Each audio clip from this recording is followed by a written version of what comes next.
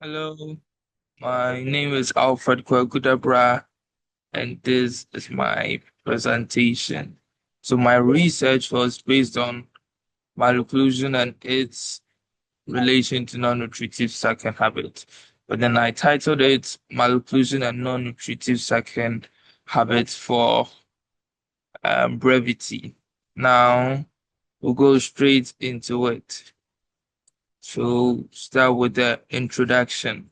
Now, malocclusion in layman's terms is defined as a condition in which the upper and lower jaw do not align when the mouth is closed.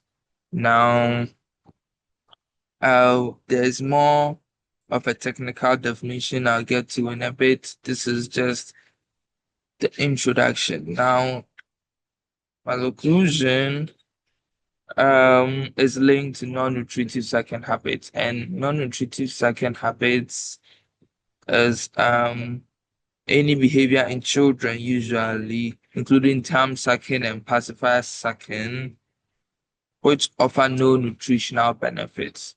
So when you describe a specific act as non-nutritive sucking, it refers to a habit where you suck on something that has no nutritional benefit. And this is very common in children. They suck onto pacifiers, they suck onto their thumbs, among other stuff.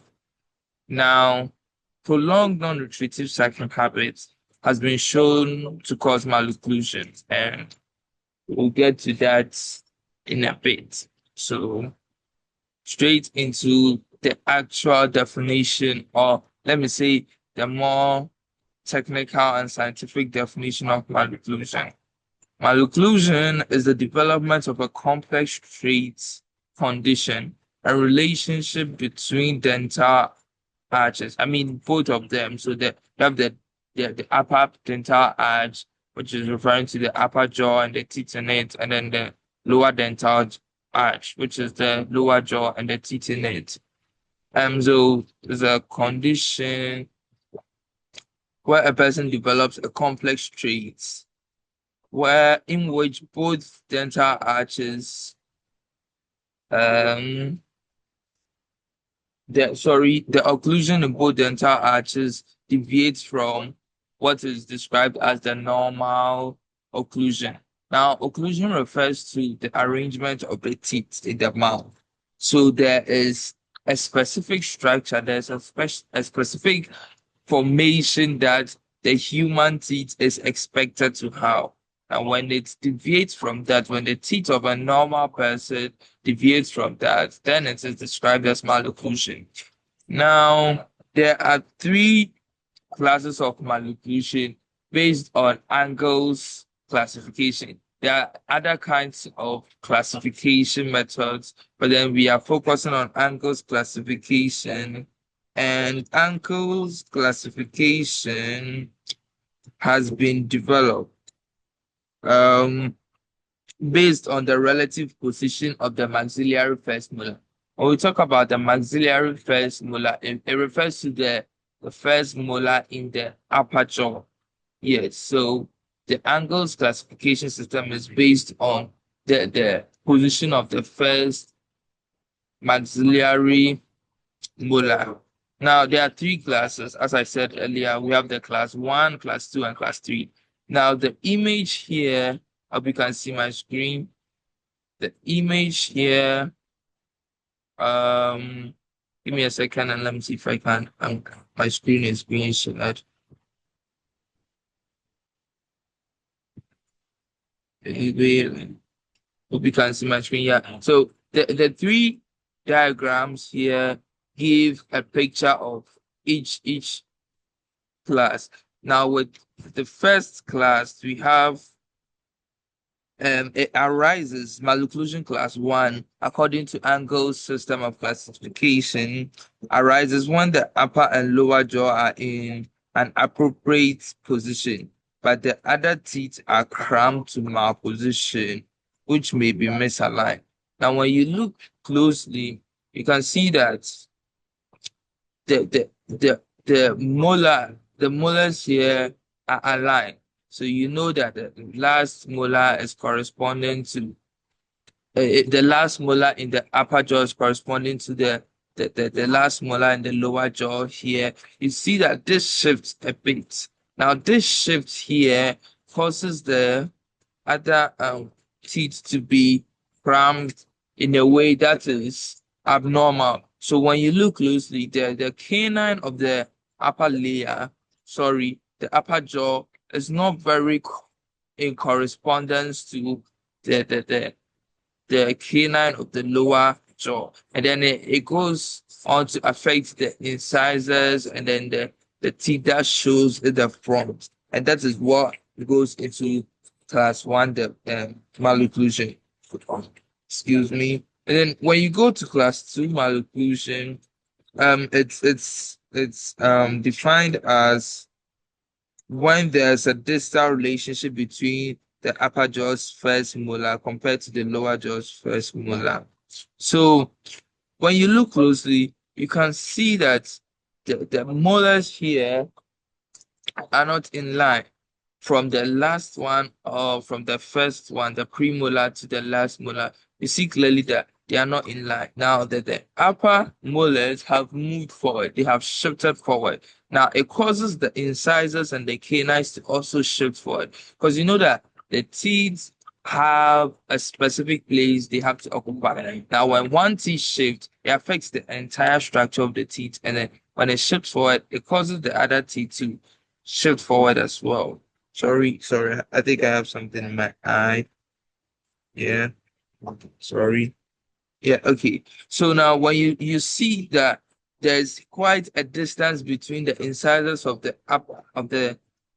upper jaw and then the lower jaw, and this is caused by the molars of the upper jaw shifting forward when they are supposed to be a bit receded so that they can align with the molars in the lower jaw. Now, class 3 malocclusion is um, when the lower molar is positioned in the middle relative to the upper molar with no specifications regarding the line of occlusion. Now, you can see that this molar here in the upper jaw is in between the premolar of the lower jaw and this molar in the lower jaw. Now, it seems in a more practical way that the molars in the upper jaw have shifted backwards. Now, that has caused the incisors in the lower jaw to protrude. And then now you see clearly that the entire orientation, the entire structure of the teeth has skewed from what is known to be the normal occlusion, and that is what goes into class 3 malocclusion.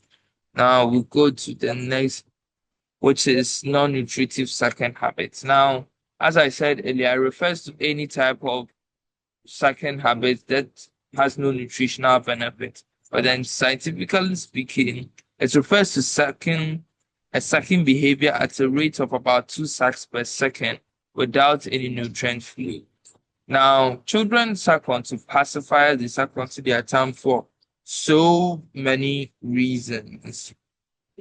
So some of the causes or some of the reasons why they do that is excitement, fatigue, stress, all these things. You see, children are not able to communicate how they feel when they are very young, and then they also have to deal with whatever they are going through on their own. So they tend to suck onto their tongue most often, or maybe suck onto a pacifier if it is available. And that has been shown to cause malocclusion if it's prolonged. Now, we call the sucking habit prolonged when it goes above age 4. You see, when you're young, it's good for children because it helps them deal with so many problems. But as they are growing, their teeth begin to come out, and then the permanent teeth begins to grow. Now, the permanent teeth begins to take a certain structure or a certain formation that is dependent on certain behaviors, which we'll get into. We'll get into the mechanism of how malocclusion is caused very soon. And then you realize that when they keep sucking after age 4, it becomes prolonged as research has proven, and then it causes malocclusion, which is not a good condition. So yeah, so let me think. Um, Now, also one thing is the severity of the malocclusion develop depends on how intense the sucking is. So there's no standard for measuring the sucking, but then comparatively, if you have two babies sucking at the same time, you might just be able to tell the difference, knowing that this one is sucking intensely than the other, and that intensity is directly proportional to the the the, the severity of the malocclusion that would be developed. Yeah. And then we'll go to the research findings. So my research findings was with the mechanism of how non-nutritive second habits causes malocclusion. Now, with that, when I think I want to read this. Malocclusion is often associated with disruptions and characteristics. Thumb sucking displaces the tongue downward, disturbing the balance between the thrust and the cheek muscle contraction, leading to narrow maxillary arch. Prolonged pressure between the anterior teeth can push lower incisors lingually and upper incisors labially. So what it is saying is, when a child is sucking onto the tongue or a pacifier or whatever, it causes the tongue to lay low. Now, with the structure of the tongue or maybe the pacifier, you realize that the incisors in the upper jaw are are, are pressured to move towards the lip because they suck like this. Now, when we check the structure of the tongue, it causes the the occlusion to deviate from the normal alignment for the lower jaw to bend inside and the upper jaw to the incisors of the upper jaw to open outside, and that causes malocclusion. So the depression of the tongue alters the balance of forces between the tongue and the cheeks in the mouth, and the resulting negative pressure from sucking may constricts the upper arch, and this leads to malocclusion. So basically, it's a form of pressure that's created on the incisors and on the teeth in general, and then it disorients their actual formation, and then causes the teeth to develop any class of malocclusion depending on how intense and depending on how the baby does the sucking. Now, how to minimize malocclusion? So malocclusion being a very predominant condition in most people, how to minimize it is very important, and that is the focus of this paper, because we need to be solving problems. Now, the first one is pacifier substitution. So this is an indirect way of getting the job done with preventing or minimizing malocclusion. So it's been studied that children find it difficult to stop sucking their tongue more than to stop sucking pacifiers. So if you have a child who is always sucking onto their tongue, you can first substitute the tongue with a pacifier. So then, even though the pacifier might still continue with the causation of malocclusion, it would be easier for the child to stop sucking the pacifier than the tongue. So indirectly, you first have to minimize the sucking by introducing the pacifier, and then eventually go ahead to completely cease the pacifier sucking and completely cease non-nutritive sucking habits in children. Another way to go about this is psychological therapies. Now, this involves speaking to the child. Now, you would have to have a kid who is a bit grown, so maybe like 4 or 5, who's able to understand and comprehend. Then you explain to him or her the effects, and then some of the causes of malocclusion in very basic and simple terms, letting him know that in the near future, he or she wouldn't want to have such a condition, and it would be best for him or her to stop. And it will go a long way to get them to stop. After that, we go to aversive therapies. Aversive therapies refers to physical deterrents such as plasters and socks that can be used to prevent contact with the tongue. So this is more centered on the tongue. So you have a baby who's always sucking the tongue.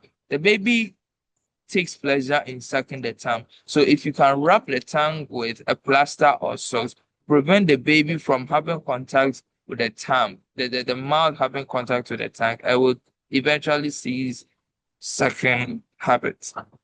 And then the last one is orthodontic approaches. Sorry, this uses appliances to reduce the pressure associated with the habits. And then this is more of technical issue where you involve doctors and you involve practitioners to help you go about it. Now, it's been shown that it has a cumulative success rate of 46%, which shows a great impact in curbing non-nutritive sucking habits. So, in conclusion, malocclusion, yeah, I forgot to mention one thing. In as much as malnutrition is caused by environmental factors, there's also a genetic factor, but my research did not deal with that. But I want to mention it because certain proteins in kids and in people code for the the the physical traits that results in malnutrition. But then malnutrition can be treated with braces, with Invisalign, and so many stuff. Now, my focus is on the prevention, just so we don't even get to the treatment. So yeah, malnutrition might not everybody suffering from malnutrition might have gone ahead with prolonged non-nutritive sucking. It could be genetic, but then the good thing is that it can be solved. And then non-nutritive sucking habits, even though it's beneficial to a certain point, it becomes prolonged after 4 years, and then it is best to minimize it or stop it completely before age 4. Thank you very much, and my name is Alfred again.